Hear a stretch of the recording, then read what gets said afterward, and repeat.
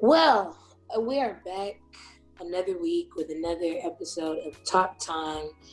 And this week's guest, we have Grammy Award nominated, 8-time Stellar Award winning, Dove Award winning, phenomenal songwriter, gifted writer, and lyricist, Mr. Jonathan McReynolds. Yo, Mr. Make Room, period. what's up? How you feeling? A lot is up in the world today. And I wanted to start off asking you, what a typical day in quarantine looks like for you. Well, you know what? I'm trying to do something different today, just for the day. Well, starting the day, which is do nothing. If you know me, and I know you do, I kind of work too hard sometimes, think too much, and so I'm literally calling these days like don't do anything great days.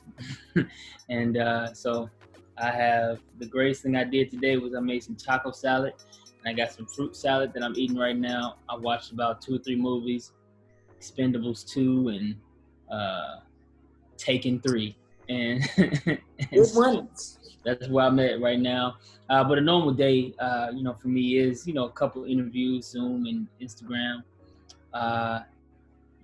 Working on music. I have a new project that I'm working on for another artist, and so we've been working real hard with that, and and just whatever else comes up. There's always plenty of stuff to come up, and for me, it's not too much different than a normal day at home was, last year. That's good. I kind of feel like just because I kind of stalk your page a little, I kind of see what you've been up to, and it's kind of like really refreshing, especially like days like today. Just seeing the world in the state that it's in really can be really disheartening, and especially like as believers, it gets very hard because our faith is being tested, and what quarantine hasn't stopped is a racially charged and very dangerous society that we live in as Black people and brown people. And there are like so many opinions I'm seeing from people saying, let's arm ourselves, let's form a brigade. And then you have people like you and people like something that I was saying earlier was in all things, by prayer and petition, you have to bring that to God. And I just want to know, as a believer and as somebody that I trust and I know other people trust in the faith, what are some thoughts you have about the approach we should be taking? Well, if you go to my Instagram right now, you'll see a peace sign because I had to give it a break. I had to unplug a little bit. Something that comes to mind just right now in this moment is, when God kind of says that we can't be lovers of the world and also lovers of God at the same time. Mm-hmm. I think, the way we think of that normally is, loving cars and, I don't know, women, music videos, I don't know, whatever worldly things come to our head in those moments. But for me, I also feel like potentially has to do with attention. It has to do with, what you are constantly consumed by. And whether he meant it that way or not, I've still found it to be true that when I give a lot of things my attention, I become consumed by them. It's hard for me to have any kind of other perspective. And I am just as Black as you and anybody else. And so this stuff pisses me off too. I'm just as much Christian as anybody else. So whenever I see a bad representation of that pisses me off too. I'm just as susceptible to COVID-19 and my family's just as susceptible as anybody else. And I'm pissed off and scared about that too sometimes, nervous about that too. And so I think that sometimes we can just be in the phone, in the trending topics, and in all that so much that we lose perspective and we become just one of the players on the field when God really wanted us to be refs. And, I felt like a player on the field. And what happens when you do that is all your conclusions, all of your this is what we should do next type things, they become very informed by the world. They become very informed by society and what they think. And here are the solutions that the world is giving. whether that means getting some more guns over here or doing whatever here. And we don't actually get a fresh perspective from kind of outside of that box when, as kingdom citizens, we're supposed to be a little bit outside that box.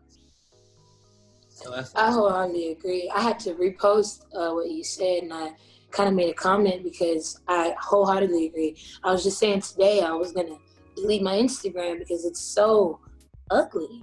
And not to say that it's not the reality, but what is continuing to perpetuate it doing but feeding your rage? Where do you say that enough rage is enough? And I'm going to really where do we include God in this conversation? Well, prayer is not good enough. When does it become, I'm going to stop being angry, or in my anger, I'm going to let it force me. I'm going to let it push me to take it to God so that he can give me clarity. He can give me peace so that when we do move forward, we can move forward with real solutions. No, it's just, I wholeheartedly agree. I turn the news off. I don't watch the news. I can't worry about it. There's no point. Life is going to life. We have to be set apart as believers. So crazy. I've been playing your music like crazy in this time. I was just listening to Make Room today because I found that the more I thought about it, the more I started to worry. And God doesn't call us to worry, be anxious about anything. And I keep going back to the same scripture, Philippians 4:6-8. But it says, don't be anxious about anything. Don't be fearful about anything, but in all things. The Bible is really tricky. It has the little innuendos where it never gives you conditions. It gives you how to be and where to be. And then as you live life and you apply these things, you figure out why God tells us to be this way. There's a path to peaceful living. Peaceful living is godly living. You can't exclude him and expect to find real answers. The end thereof is always going to be destruction. But which brings me to my next point. I've been into your music since I've known you, but you've always had such a way with words. It's just so beautiful. I know anything that you come out with is going to just be flames. I just know it because you let the Spirit of the Lord abide in you, and it's so evident. I was talking to a friend of mine today about Make Room and what the song has meant to me since I heard it. It's just beautiful. And I was saying your music speaks a lot on giving grace and allowing people to people and giving it to God and bringing it back to God. And I feel like that's a true message we should be, preaching and giving to people. But do you write from a personal place? And if so, how hard has it been to be able to translate that to your music? Yeah, always from personal conversations, personal prayers, just as easily, and I won't say just as easily, but just as kind of directly as I would think of something and say it to you. I could also think of it and sing it to you, and or pray about it, or I could sing about it. And I think it's always been kind of that thing for me. All of us have been church kids, and we know church very well, and so church music and using this platform for church business has never appealed to me. I've always wanted to use it for life business, for Christian life business, because that was the blind spot. That's where the question marks were for me growing up. All right, so how do I take this thing outside? So everything that I've written, has been, for the most part, has been my prayer, my conversation, my thoughts, and I use, as I begin to get into them, God starts to speak and answer those questions, even within the song. I mean, you'd be surprised, a lot of my songs don't start off with me knowing the answer yet. I actually start them off from a human perspective, and I just kind of address it as God begins to push back and give me more revelation. Sometimes I re-recorded it. Sometimes I would have recorded it, and I say, you know what, actually, I think I have a little more understanding. Let me change that word. I think I have a little more understanding about this particular topic. Let me write a better verse. And I think for me, you guys get to see my work. You get to see the process of me even getting to an answer because of the way I write. Dude, that is so beautiful. My writing process is all over the place, but it's a beautiful thing when you walk with God and he is allowed to abide in you and he speaks through you. And you do have a pretty large platform. You're, I think, one of the biggest influencers I know personally. How important is it for you to teach from that place of transparency? It means the world to me. I mean, that's all I want to do. That's all I want to inspire other people to do. Any artist I'll ever work with, whether it is something big or something temporary, I'm always going to push them to be authentic and push for the good, bad, and the ugly, whether it gets to stay in the song or not. I just feel like it's a necessary part. I always tell people back when I was younger, you know me to be a little bit of a nerd. I was even more of a nerd back then. I was a very precocious kid, so um, a lot of math problems and stuff like that I could do in my head. You know, I didn't have to go through all that extra equation and carry the one and all that other stuff. I didn't have to do all that all the time. Normally I could just look at it and just go ahead and write down the answer. It was more fun for me to do it that way. But after a while, my teacher started to mark those answers wrong. Even if I got in the last answer, the final answer right, she would mark it wrong and then circle in the instructions where it says show your work. And the thing is, sometimes as Christians, we know the answer. We know the answer is always Jesus. You know, it's always, you know, how great he is and how whatever. We know that. But I think sometimes when we don't show our work, the reason why she wanted to see our work is because it authenticated the answer. It authenticated where we got it from. She doesn't know if I copied. She don't know if I found the answer sheet. She don't know if I looked over somebody's shoulder. She don't know if grandma taught me or mama told me or if I just really like gospel music. No, she wanted to see the full work that got me to this great answer. And I think this generation now, we just need to see the work so we can authenticate that you really love God and he really is real, or you just taking that from your mama. It's just, it's good. It's good. It's very good. I did a lot of research about you a long time ago, and you know, knowing you and knowing where you come from. So what made you actually want to get into like actually singing, artistry, production, and you know, all that? I mean, I've always been academic driven. You know what I'm saying? Like, so now while I won't say that all musicians should go to college, I do believe that all musicians and singers should invest somehow in what they do in their craft, whether that's school or lessons or equipment at home, whatever it takes. I think you should always put something in there. But you know, it was always a thing that I was going to college. I mean, I never thought differently. Now, I didn't expect for it to be in music. I didn't expect for it to be in art or anything like that. I always knew that that's what I wanted to do and what I felt like I was supposed to do. So while I was in there, you know, I was just writing music and recording it, you know, in the dorm room just for fun. I had no sense of industry or gospel industry or anything like that. Matter of fact, my first songs, I didn't think they were gospel enough anyway. No Gray and Loving Me and Why and stuff like that. I didn't sound like anything I really known to be gospel, so I didn't even really see a lane for that anyway. God is the one that kind of just put my name in the wind, and he allowed people to hear the stuff, and it's not like I had a great rollout plan. It just, stuff kept happening, kept snowballing, and it was really, you know, an amazing experience for me in college, because for the first time I was really in a place where things weren't bound by church culture or Christianity. Like, Christianity was very much like an afterthought. Like it had nothing to do with anything, you know what I'm saying? And so you really had to, and most of the world, the way it's set up now, particularly American culture, ain't got nothing to do with Jesus, nothing. So you have to, as, you know, I guess as a temple of the Holy Spirit, as a representative of Christ, you have to figure out how to carry him even through a place where nothing is about him. And, you know, college was that place. And I'm not saying that I had a whole lot of him, but I was trying to figure out what I should have at this point, because my life was not looking like what my church identity was. Oh, wow. Whew, that is a lot to unpack. I'll be talking about you said a mouthful.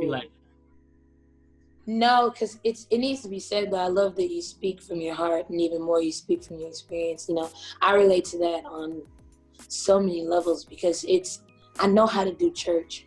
I want to know the man church is about. Like I want that relationship, and that's the conversation I've been having with younger people around me for the past couple of months. In quarantine, I think it's caused a lot of people to reflect, and once you figure out you have all these things, but where's the God in it?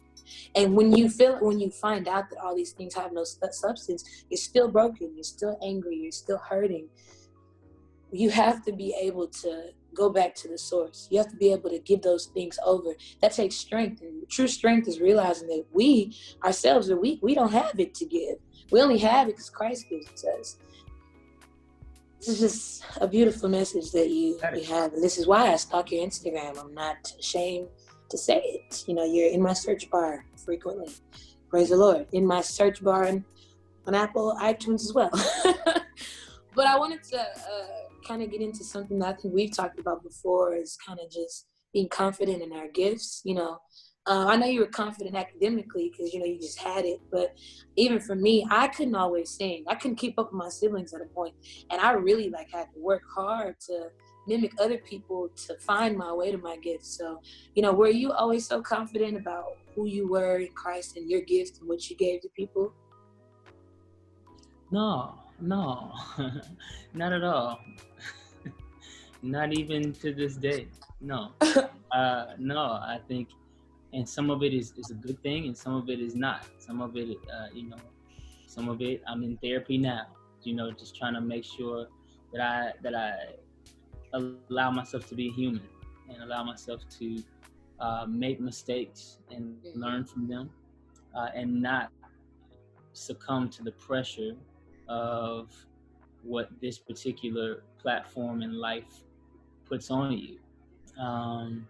So no, not only did I not have a whole lot of confidence in singing, but even the music that I made, understanding how it wasn't traditional gospel, and I'm a church guy and Christ kid, so I was very acquainted to regular gospel music, whatever it was. And the stuff that I talked about, and me walking into a church, and at that point, 7-8 years ago, most of them never even seen a acoustic guitar. I mean, they had no idea what to even do with it. Now it's so commonplace, but I mean, just 7-8 years ago, just in maybe 2011 or 2012, something like that. I was surprised. I still have the video. Yeah, people would be like, so what do you want me to do with that? You want me to plug that in? Should we hold a mic up to it, or how does this work? And so everything I was bringing was something that not only did I not have a whole lot of clue about, but nobody I was singing to did either. And nobody who signed me did, and nobody who managed me did. Ain't nobody have any kind of clue except God. And so, there's a certain level of humility that you learn to walk in, because you don't know what the next step is, because you know what the last step was. I don't know how I got the last stage, so I definitely don't know how I'm going to get the next one. So, you just handle what you have in front of you. He showed me very early a staircase, and even though our eyes can see the top of it, our feet have to go every step or you trip. And so I've just learned to kind of be humble about it and trust him, because I don't get it. I still don't know why y'all like me. I don't sing as well as the Walls. I don't. Get out of here. I don't know why people like us, okay? Be clear. But no, oh my goodness. I think I always have a question in my mind. Why me, God? Why me? Like, why did you choose me of all people? Because he chooses you. When we don't feel like we're qualified, he qualifies us. If he's called us, he's already prepared us for it. My pastor preached a sermon. I always go back to him because he's always giving me these great nuggets of wisdom that I don't even realize because I don't be listening, but I do. But he preached a sermon about God always gives you the tools you need to weather a storm. It's just about how well you trust him. It's also a matter of perspective. And once I learn these things, it's one thing to have the knowledge of God. And it's one thing to love on him, but there's another to apply that knowledge and be in love. Because let's think about it. Relationships, right? We be in love, but people do stuff to piss us off or, rub us the wrong way. We out.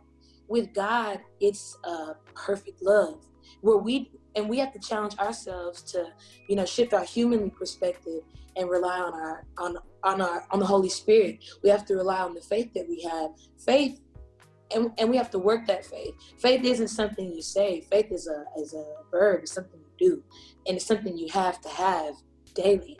And so I forgot where I read this at, but there was a devotional I did, and it talked about allowing God to take you day by day.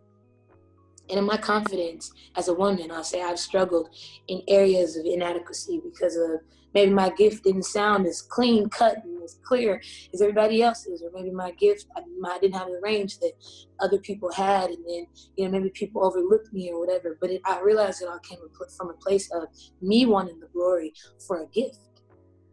For a gift, it's a gift. I can only improve it. But it's not me that gave it to me. It's not me that makes it so good. And it's not me that needs the glory for it. If I do what I do and it's for ministry purpose, God gets the glory and he'll take care of my needs. And I have to be confident in that. So once I challenged myself to shift my perspective, and I started going to counseling sessions because I had become overwhelmed. And I got to a place where I stopped wanting the glory. I stopped even wanting to post my face on Instagram because I just don't care.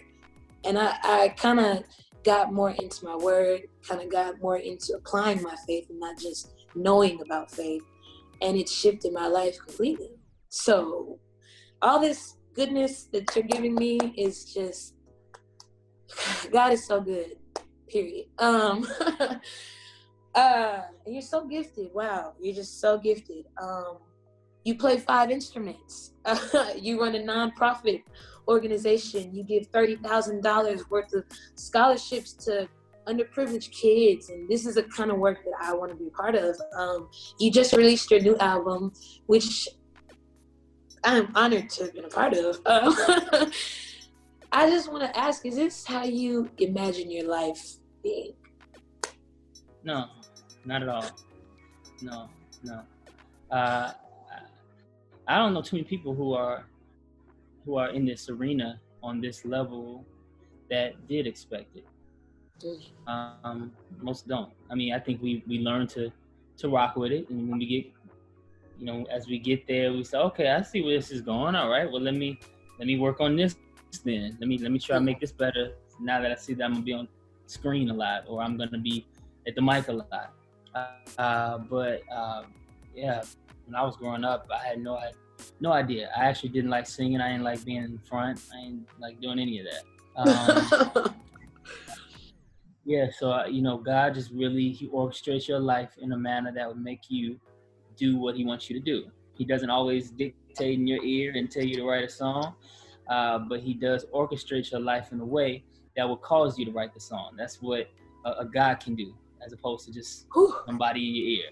He's not a Superman, he's a God. And so he's orchestrating everything. And, he knew what it would take to motivate and push me to do what I do today. There's some things that were said to me that I didn't hear. There are some things that were not said to me that I did hear. All of it went to becoming the person I am, and writing what I wrote, releasing what I released, and really just moving the way he wanted me to ultimately move. Well, this concludes our questions part of this interview, and I just wanted to thank you for your time, for your wisdom, for your words, and for allowing God to move through you. It's a beautiful thing. I enjoy your worship. I enjoy your musicality. I enjoy your gift. Even just the words you type, it's blessing somebody. And if nobody ever tells you, it blesses me. And so I appreciate you for being a teacher to not just me, but thank you just for living and doing what you do. It's so appreciated. But I have a game that we're going to play. It's the people game. So what's going to go down here is I'm going to ask you, what kind of person this is. I'm going to give you a scenario, and you just tell me what kind of person you think this is. And no answer is the wrong answer. We're just having fun. So our first question is, what kind of person is this? A person who eats loudly. A pig.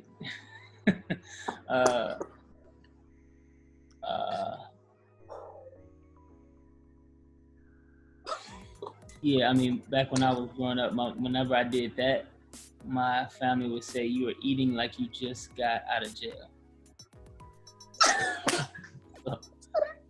I know people that eat like this on a regular basis, and I won't say any names, but my brother, Which one? Alec Walls. He could just eat and eat and eat and still look like a bikini model. So give me your secrets, sir. And he does go now to show that he's a bikini model, pretty much. Where you at? Working on him. A few times. So I'm like, oh, okay, all right, got you. Cool, man. Oh my goodness, sir, you're a preacher in a crop top. Stop it. I guess that's his ministry. I don't know. He has to reach the people in the places. But I'll let you and Daryl and Ray figure that out. We're covered. He's doing his thing. Okay. This concludes me haggling you for answers and exploiting your kindness. No, I'm just joking. I thank you so much, so much for being here. I thank Walt and I'm really friends with your whole team, so we're just all family. I'm gonna thank everybody, even the people who didn't have anything to do with it. I just love y'all. Y'all are great. I don't know why I just love Chicagoans. I don't know what to call y'all. Okay, Chi-Town friends. I love you guys. Tell us where we can follow you, where we can get at you, where we can listen to you, where we can connect. Yep, you can always go to JonathanMcReynolds.com. You can go to Instagram, Twitter at JonMcReynolds.com, at JonMcReynolds. We got some cool stuff coming out. I can't wait for you guys to see it. A lot of cool announcements that are going to be made in June and July and August. So keep watching. I'm gonna keep watching. Also, since I'm gonna keep watching, I would like for you to be a little more active on your YouTube. Maybe you could do a young men's column, because I feel like you got a lot of young men out here young men in. Hey, listen, I don't. That's one thing I don't ever make myself any sort of authority on. I'm still learning myself. So Same. But that's the best part. As you learn, as I be learning, I be trying to tell people what I be learning. Mm-hmm. Just tell. If you don't tell them, tell me, and I'll tell them. I'll figure something out. I like knowledge. I'll figure something out. But okay. or we can get Paco and his crop top to do it for me. We're hosting a Bible study, and I'll tell you how that goes. But on crop top and all, so praise the Lord. All right. Well, it's 2020, I guess. I don't know. It's just, 90s vibes. Oh yeah, it is kind of throwback Fresh Prince. Okay. Flower Child, that's his, MO, evangelizing in his crop top, and don't nobody say nothing, or else. Hey,